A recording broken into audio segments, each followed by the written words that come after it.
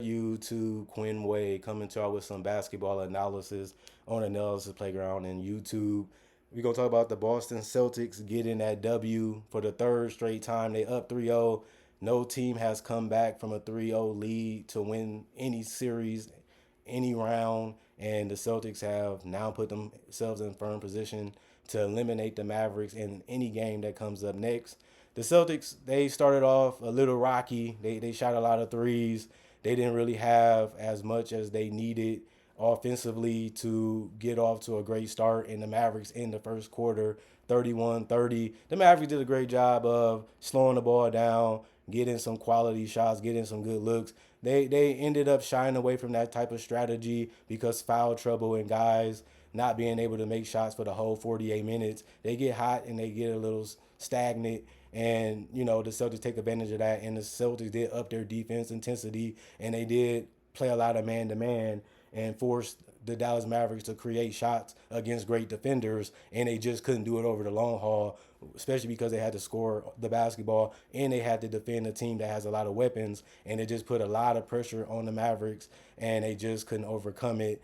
Second quarter 2020, evenly matched. The Celtics start fighting back. They start feeling their confidence. They start communicating. They start feeling that they can make a big push. And they did that in the third quarter again. 35 points to 19 points for the Mavericks. They put a huge avalanche and really took control of the game, really put them in the position to have a cushion, even in the fourth quarter, to be able to close out the game. And the fourth quarter, the Mavericks made their last run. Luka did foul out. He had a good portion of the game left. He didn't really play crazy well. He probably would have influenced what the Mavericks would have did and how they would have flowed their offense, but he wasn't really helping their problems. Obviously, you know that by the third quarter. And although they did make a great run to try to find a way to close it, the Celtics still took their time, ran their offense. They still had to score on that Celtics defense to win the game. And the Celtics only had to score a couple baskets just to keep it where it needed to be, which is securely winning the game anyway. So they didn't really have to panic. They stayed calm. They kept running their offense. They got a lot of one-on-one plays that didn't really help them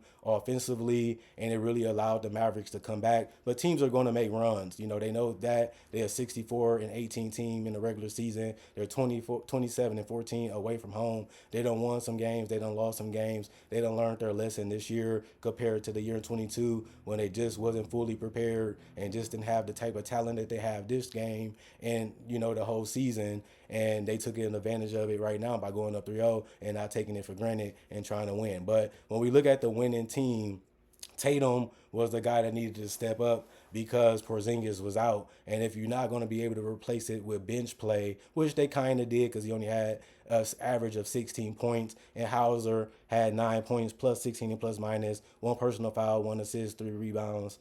One of was offensive. He was 3 for 4 from three. Really gave them space and really got out the way and really made them pay when he was open. And Xavier Tillman, 3 points plus 9 and plus minus, two personal foul, one turnover, two blocks. Those blocks was huge. In the rebounds was good in those 11 minutes. And Peyton Pritchard, he played some decent defense, but he didn't score 0-4 from the field and 0-2 from the three-point line. But when you look at Tatum as a leader, he came in knowing that he had to play huge and had to play big, and he had 31 points, -4 and plus minus, two personal fouls, two turnovers, one steal, 5 assists, 6 rebounds, 5 of 5 from the free throw line. Huge free throw making. Even early in the game, he was 4-13 from the three, kind of forced some he didn't let come naturally, but he still had his confidence to still take them when they was open and knock them down. And he also was able to get some contested ones in the paint, and he was also able to get some threes to fall down. He did finish 11 for 26, not the most efficient, but it showed you that he can make the defense collapse, and that's how he ended up with those 5 assists. Al Horford, 8 points, -2 and plus minus, one personal foul, two turnovers, one block, two steals, two assists, 5 rebounds, 2 of 5 from the three-point line. He hit some big threes to make sure the Celtics stayed ahead and never really, was terrible all game. And he also shot 3 of 6 from the field, stayed out of the way, but still made his impact there throughout the game. Drew Holiday didn't have a great offensive game, but he did score 9 points plus one and plus minus. He did have 4 personal fouls, but he was so jittery and so aggressive and so happy before the game, and you knew he was ready to defend. That's why he had the 4 personal fouls. But he also had 5 assists, which was huge, keeping guys involved where he didn't have a shot and looking for the guy that was open. And they have a very confident starting lineup, and their bench are guys that is not gun shy.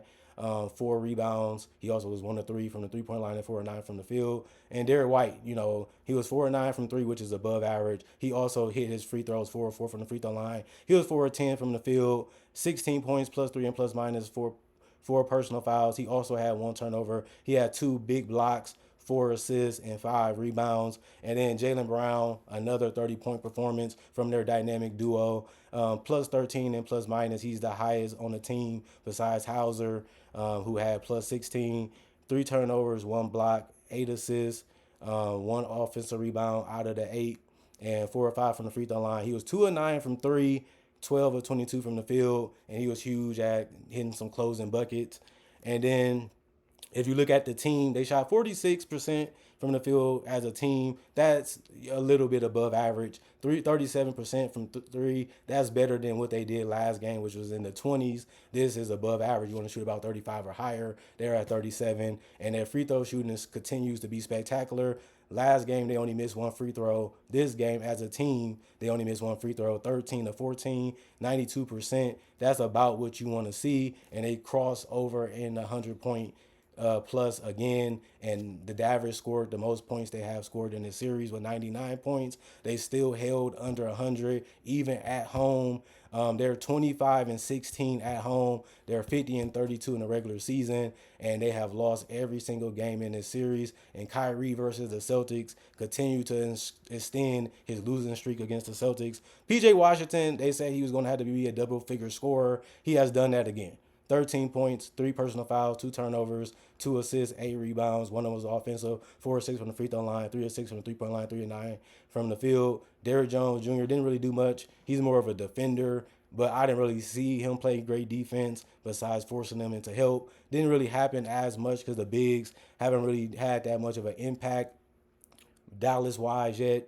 2 personal fouls, -6 and plus minus, 1 steal, 1 assist, 3 rebounds. 1 was offensive, or 1 from the 3-point line, 1 or 2 from the field. Daniel Gafford, some people said he had to have a big game. 6 points, -11 and plus minus, 2 personal fouls, 1 block, 1 assist, 3 or 3 from the field goal. And Kyrie, 45 minutes, he looked gassed in that fourth quarter. I knew that 3 against Al Horford was going to be off just because he looked like he couldn't even blow past anybody mainly this whole series. That's why he does that turnaround fadeaway, just because he couldn't get past him, and he still wants to get a quality shot and a decent shot to look at the basket to increase his confidence that he can knock it down. He was 13 to 28 from the field, and he was 4 or 6 from 3. He made his threes. He made his free throws, 5 of 5 from the free throw line. He got 3 rebounds, 2 assists, 2 turnovers, 3 personal fouls, and -3 and plus minus. You knew they wasn't going to hold Kyrie down forever, but even though this is his best game in the series, they still lost and they still didn't score 100 points. And he still was a liability defensively, and he still did miss a lot of shots.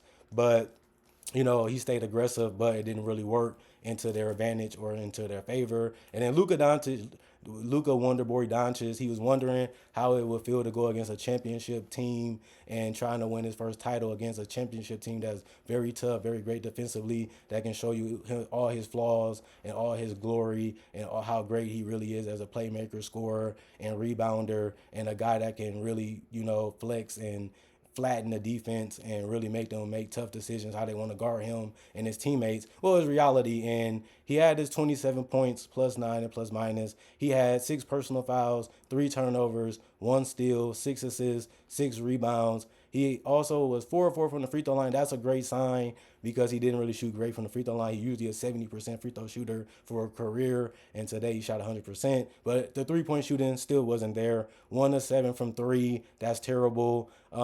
If you're not going to be an outside shooter, or you're going to struggle even making inside baskets, if you're always going to try to go for drawing a foul, it puts you in a tougher situation to score the basketball, which he seems like he keep getting himself into. Same with Kyrie, it make you a low percentage shooter, and then you just got to give credit for the defender for playing very good defense against you. And that's all we can say about the Celtics is they're doing a great job one-on-one, and they're doing a great job not having to trap or double team Luka Doncic and Kyrie Irving, their dynamic duo, their tandem. And, 11 for 27 from the field, you will live with that if you're the Celtics, same with Kyrie, because they're going to get the opportunities. Kleber, 0 points, negative 13 plus minus, 1 rebound, 0 1 from 3, 0 2 from the field. Tim Hardaway, 0 points, negative 16 plus minus, 3 rebounds, 0 3 from 3 point line, 0 5 from the field. They just needed some more scoring, some more, energy on that offensive line, and they gave Tim Hardaway 19 minutes. He didn't even make a shot